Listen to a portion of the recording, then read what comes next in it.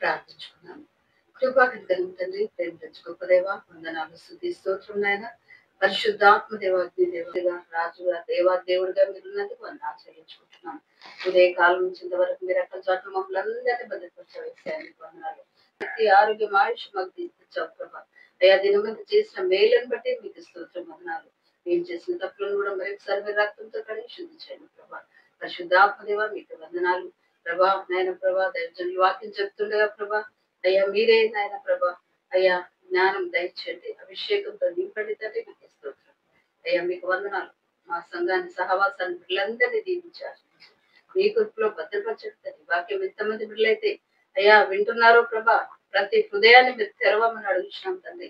పరిశుద్ధాత్మ దేవ మీకు వందనాలు చెల్లించుకుంటూ ప్రభా, ఈ వాక్యం ప్రభా వినగలిగే చెవులు గ్రహించే హృదయం ప్రతి ఒక్కరికి మీరు దయచేయమని త్వరలో రానుందేసయ్య మీ పరిశుద్ధ పాదములను బట్టి అడిగి అతి మిక్కిలి వినయంతో బ్రతిమలాడి వేడుకుంటున్నాము తండ్రి. ఆమేన్. ఈ దినం దేవుని వాగ్దానం పరిశుద్ధమైన గ్రంథములో నుండి సామెతలు రాసిన గ్రంథము 3వ అధ్యాయము 11, 12 వచనాలు.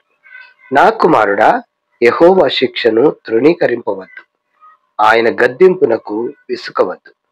తండ్రి తనకిష్టుడైన కుమారుని గద్దించు రీతిగా యెహోవా తాను ప్రేమించు వారిని గద్దించును. ఈ వాక్యంలోని నిగూఢమైన మర్మం, దీని మీనింగ్ ఏంటంటే, దేవుడు మాట్లాడిన ప్రతి మాట కూడా ఎంతో విలువైనదే కాదు, ప్రభావితం చేసే వాక్యాలు ఉంటాయి. వాటిని చదివినప్పుడు ఊరికే చదివి మర్చిపోవటం కాదు, ఆ వాక్యాలను ధ్యానించాలి. ధ్యానించడం అంటే దాని లోతుల్లోనికి వెళ్ళాలి, దాని మీనింగ్ లోనికి వెళ్ళాలి. అలా మీనింగ్లోకి వెళ్ళటం మాత్రమే కాదు, నీ జీవితానికి అప్లై చేసుకోవాలి, ప్రాక్టికల్స్ గా ఉండాలి. ఊరికే చదివి మర్చిపోవటం కాదు. ఇక్కడ ఒక తండ్రి నీ గురించి ఇక్కడ రాస్తున్నాడు. తండ్రి శిక్షించు కుమారుడు అంటున్నాడు. తండ్రి చిన్న పిల్లలను ఎందుకు కొడతాడంటే, వాళ్ళు తెలుసుకొని ఆ తప్పును తిరిగి చేయొద్దన్న ఉద్దేశంతోనే కొడతాడు తప్ప, వారికి దెబ్బ తాకాలను లేకపోతే వారు ఎంతో బాధపడాలను కాదు. తండ్రి, నా కుమారుడా, యెహోవా శిక్షను తృణీకరింపవద్దు. దేవుడు మనకు శిక్షణ అనగా ట్రైనింగ్ ఎందుకు ఇస్తున్నాడు అంటే, ఆ తప్పు తెలుసుకొని తిరిగి జీవిత కాలం అంతా ఎప్పుడు కూడా చెయ్యొద్దు, నా బిడ్డ నాలాగా ఉండాలని అతను తండ్రి కోరుకుంటాడు. మన లోక సంబంధమైన తండ్రి ఇంతగా కోరుకుంటే, మన పరలోకపు తండ్రి ఇంకా మన గురించి ఎంతగా ఆలోచిస్తుంటాడు. కాబట్టి ఫిజికల్ గా ఉన్నటువంటి మన చిన్న చిన్న చిన్న చిన్న పొరపాట్లనే మనం సరిదిద్దుకోకపోతే, పరలోకపు తండ్రి ఆత్మీయ జీవితంలో ఉండే ఆ యొక్క వాటిని ఎలా క్షమిస్తాడు? కాబట్టి మనము ఈ 2 వచనాలలో తెలుసుకోవాల్సింది ఏంటంటే, తండ్రి తన కుమారులను గద్దిస్తాడు, ప్రేమిస్తాడని అర్థం. గద్దించి సరిచేస్తాడు, ప్రేమించి క్షమిస్తాడని అర్థం. కాబట్టి ఎప్పుడైతే మనం తప్పుల మీద తప్పులు చేసుకుంటూ వెళ్తున్నామో, దేవుడు మనకు ఆ గద్దింపిస్తాడట. గద్దించుము, బుద్ధి చెప్పుము, హెచ్చరించుమన్నది. దేవుడు మనం గద్దించినప్పుడు దాన్ని మనం స్పోర్టివ్గా తీసుకోవాలి. తీసుకోవడం మాత్రం కాకుండా, నా తండ్రి ఇలా చేశాడు, అలా చేశాడు అనంటే మన జీవితము ఎటుపోతుందో మనకు తెలియదు. కాబట్టి ఇంత క్లియర్గా ఉందంటే, నా కుమారుడా, యెహోవా శిక్షను తృణీకరించవద్దు. అతను శిక్షించేది నిన్ను సరిచేయటానికే తప్ప, రాబో దినాలలో నువ్వు బెస్ట్ పర్సన్గా ఉండడానికే తప్ప, నీ జీవితం మారిపోవాలని, దేవునికి మహిమకరంగాను కుటుంబానికి దీవెనకరంగా ఉండాలనే తప్ప, మనము ఆ దెబ్బ కొడితే బాగా నొప్పి లేసి చావాలని అతను కొట్టడు. కాబట్టి తండ్రి ఆయన గద్దింపునకు విసుకవద్దు అంటున్నాడు.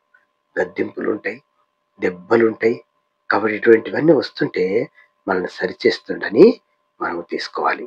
కాబట్టి ఆయన గద్దింపునకు విసగవద్దు, తండ్రి తనకు ఇష్టుడైన కుమారుని గద్దించలేదుగా. తండ్రి తనకు ఇష్టమైన కుమారుని ఎక్కువగా చెక్ చేస్తూ ఉంటాడు. ఇక అతను ఎప్పుడు వినని వారికి ఎవరు చెప్పరు, తండ్రి కూడా చెప్పడు. కానీ వినే బిడ్డలు తప్పకుండా తెలుసుకుంటారన్న అతని యొక్క ఆశను వమ్ము చేయకుండా, తండ్రి చేయు శిక్షను తృణీకరించవద్దంటున్నాడు. తండ్రి తనకు ఇష్టమైన కుమారుని గద్దించు రీతిగా యెహోవా తాను ప్రేమించు వారిని గద్దించును. చూసారా, ఈ 2 వర్సెస్ లో ఎంత ప్రేమ ఉందో దాన్ని మనం అర్థం చేసుకొని దాని ప్రకారంగా నడుచుకొని దానిని మన జీవితానికి అప్లై చేసుకున్నప్పుడు ఫలభరితమైన జీవితము మనం జీవించాలన్నమాట. రాబో దినములలో ఎంతో భయంకర పరిస్థితులు వస్తాయన్నమాట.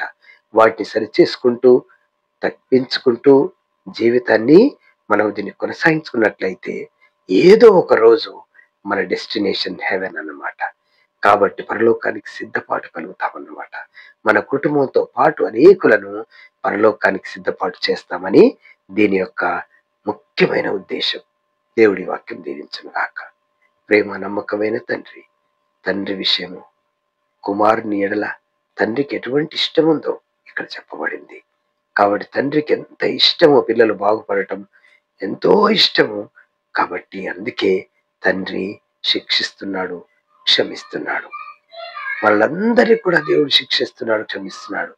కాబట్టి మనం యాక్సెప్ట్ చేసే కృపలో బిడ్డలు నడిపించమని యేసు నామములో ప్రార్థించి వేడుకొనుచున్నాము తండ్రి. ఆమేన్.